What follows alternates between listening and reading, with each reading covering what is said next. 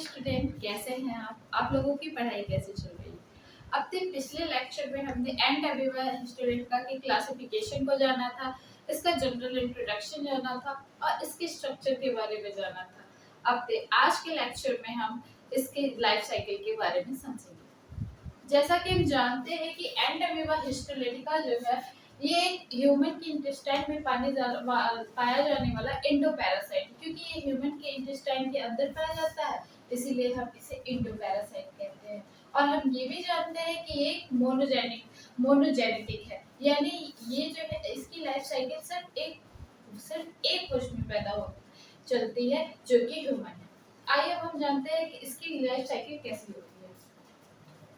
अगर कोई व्यक्ति जो एंटामीबा हिस्टोलिटिका से के सिस्ट से कंटेमिनेटेड फूड खाता है या वाटर पीता है, या फिर कोई व्यक्ति है जो एंटामीबा हिस्टोलिटिका से कंटेमिनेटेड है, वो अपने हाथ की पुअर हाइजीन रखता है, अपने हाथ की सफाई अच्छे से नहीं करता और वो उस हाथ से कुछ खाता पीता है, या फिर कभी कभी कुछ बैक्टीरिया जैसी फ्लाई है वो भी जो है इसकी वेक्टर का काम करती है।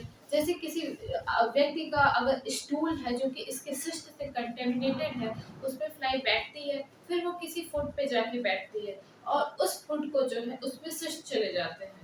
तो उस सिस्ट से कंटेमिनेटेड फूड को अगर कोई आदमी खा लेता है तो उसके थ्रू भी जो है ह्यूमन के अंदर जो है इसके सिस्ट पहुंच जाते हैं और डिजीज क्रास करते हैं।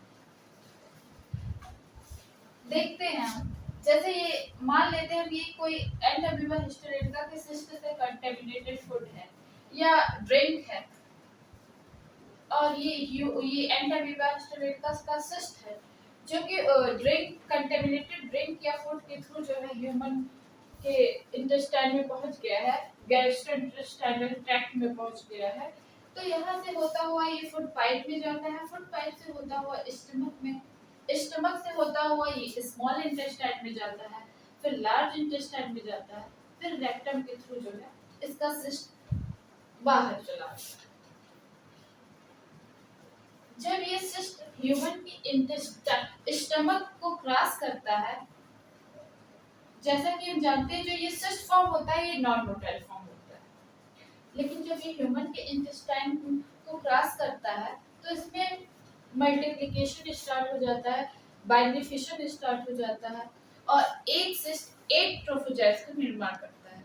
इस तरह ह्यूमन के कॉलन में या स्मॉल इंटेस्टाइन में या लार्ज इंटेस्टाइन में इस तरह से डिवीजन चलता रहता है और इस तरह से इंटेस्टाइन में ढेर सारे ट्रोफोजाइट्स का फॉर्मेशन हो जाता है। लास्ट में जब ये एलिमेंट्री कैनाल से होते हुए लास्ट में ये ट्रोफोजाइट फॉर्म जो है वो सिस्ट फॉर्म में कन्वर्ट हो जाता है और हमारे फीसेस के थ्रू स्टूल के में आ जाता है। इससे कंटेमिनेटेड व्यक्ति के स्टूल में इसके सिस्ट प्रेजेंट होते हैं। फिर अगर कोई व्यक्ति है जो ऐसा फूड खाया, ऐसा ड्रिंक लिया जो इसके सिस्ट से कंटेमिनेटेड है, तो उसमें इसका इन्फेक्शन फिर से स्टार्ट हो जाता है और इसकी लाइफ साइकिल फिर से स्टार्ट होने लगती है सेम फॉर्म में। अब हम देखते हैं ये जो इंटेस्टाइन में जो इसका इन्फेक्शन होता है वो टू फॉर्म में होता है, एक नॉन इन्वेसिव फॉर्म होता है और एक इन्वेसिव फॉर्म होता है। अब हम आइए जानते हैं कि नॉन इन्वेसिव फॉर्म और इन्वेसिव फॉर्म के में क्या डिफरेंस होता है। जब ये ट्रोफोजाइट्स जो है ये हम मान लेते हैं ये ह्यूमन है, ह्यूमन के इंटेस्टाइन है, तो ये एपिथेलियल सेल है, इसके ऊपर ये म्यूकस की लेयर है और ये ब्लड स्ट्रीम। ये ट्रोफोजाइट्स है जो म्यूकस लाइनिंग के ऊपर पाए जा रहे हैं। तो जब नॉन इन्वेसिव फॉर्म में होता है तो ये यहाँ से ग्लाइड करता हुआ इंटेस्टाइन से होता हुआ रेक्टम से होता हुआ स्टूल के थ्रू जो है बाहर निकल जाता है।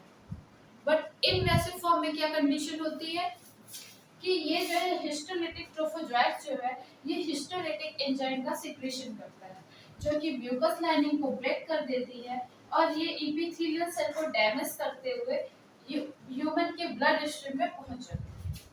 ये ब्लड स्ट्रीम में पहुंचने के बाद जो है डेंजरस कंडीशन क्रिएट कर सकता है, जैसे ये ह्यूमन के लंग में जा सकता है, ह्यूमन के लिवर में जा सकता है, ह्यूमन की ब्रेन में पहुंच सकता है। ये कंडीशन काफ़ी डेंजरस होती है, हालांकि ये कंडीशन काफ़ी कम पाई जाती है।